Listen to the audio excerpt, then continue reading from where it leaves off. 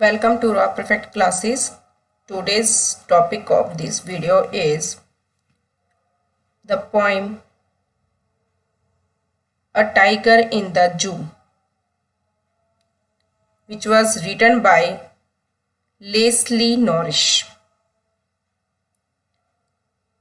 The poem is about a tiger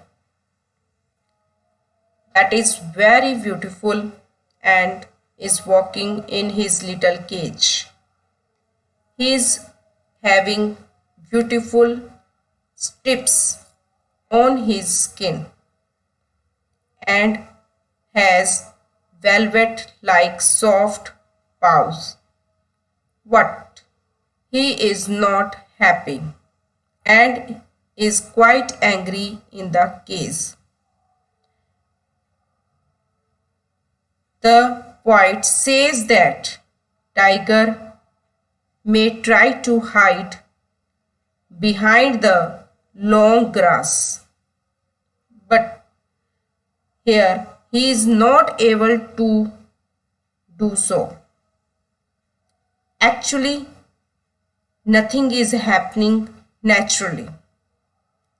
He is in a strong cage and so he is helpless. He cannot show his power to the visitors.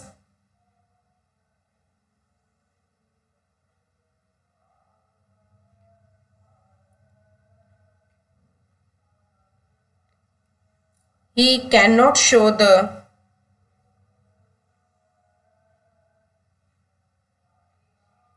visitors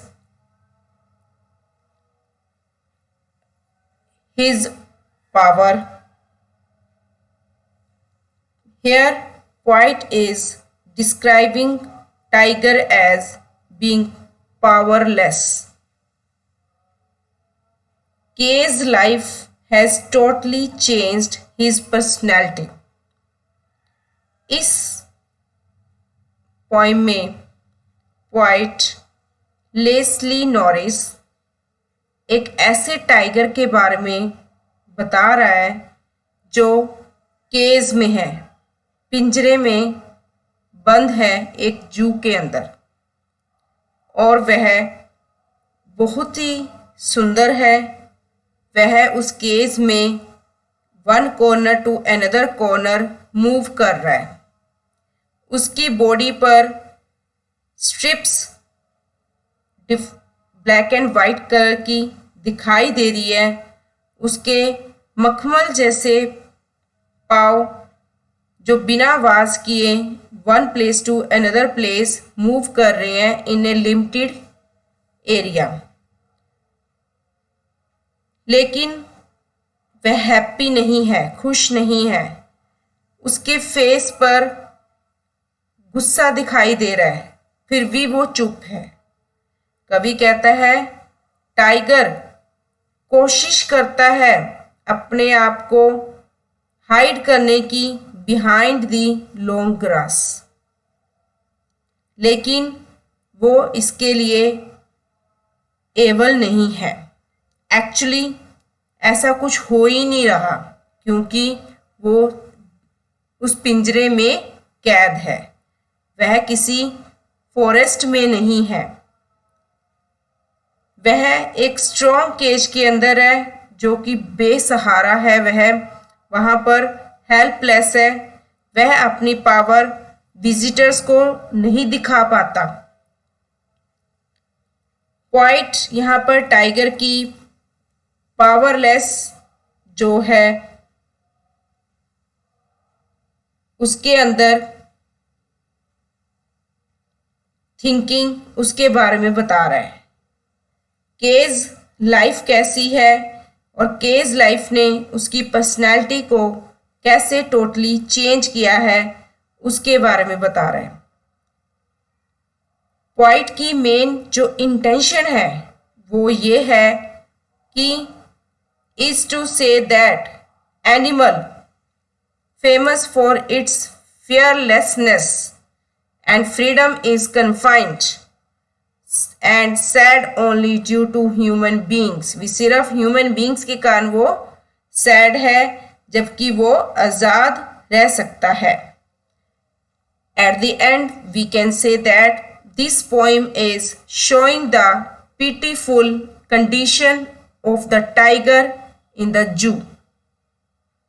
It shows poor condition of the tiger in a cage. In a zoo, tiger walks in the limited space which was provided to it in the cage. He can take few steps. There are strips on his body which are easily noticeable. His paws are so soft like a velvet. He does not make any noise while walking on his pads of velvet. Usually the tiger is silent but in anger. Here poet suggests that cage is not the proper place for the tiger because he is not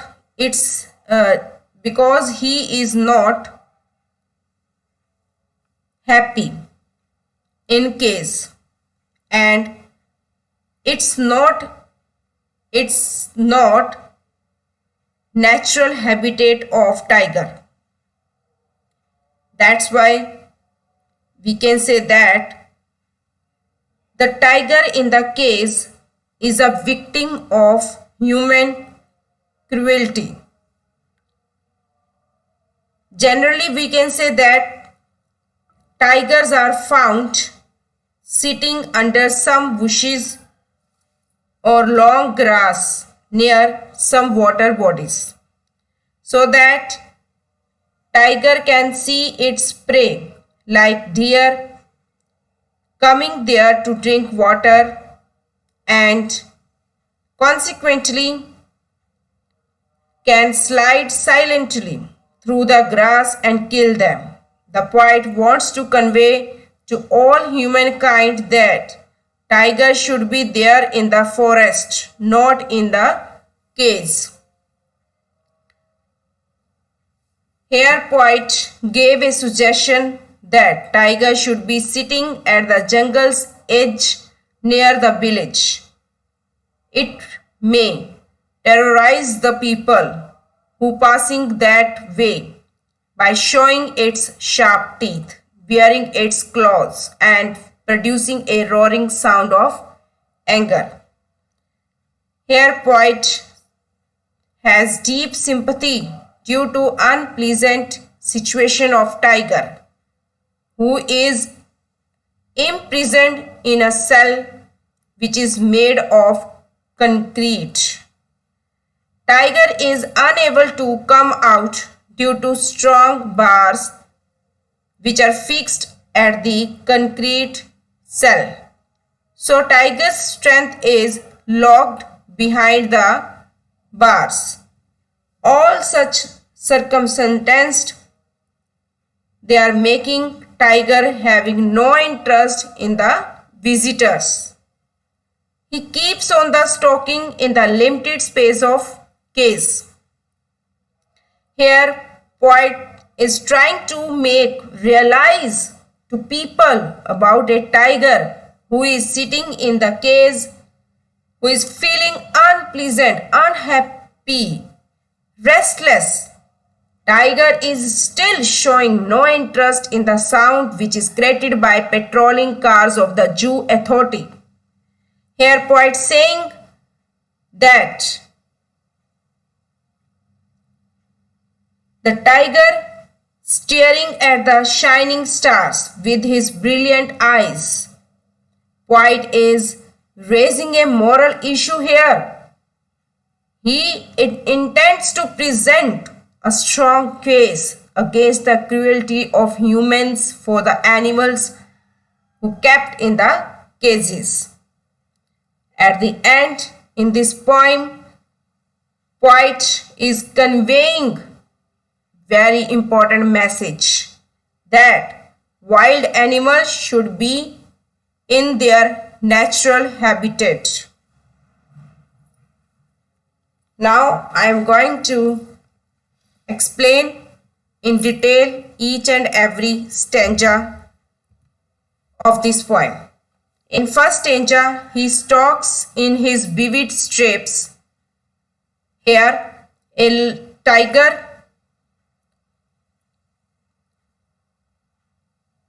अपनी जो उसकी body के ऊपर vivid strips है, vivid strips, vivid means ज्वलंत, जीवित, strips means धारियां।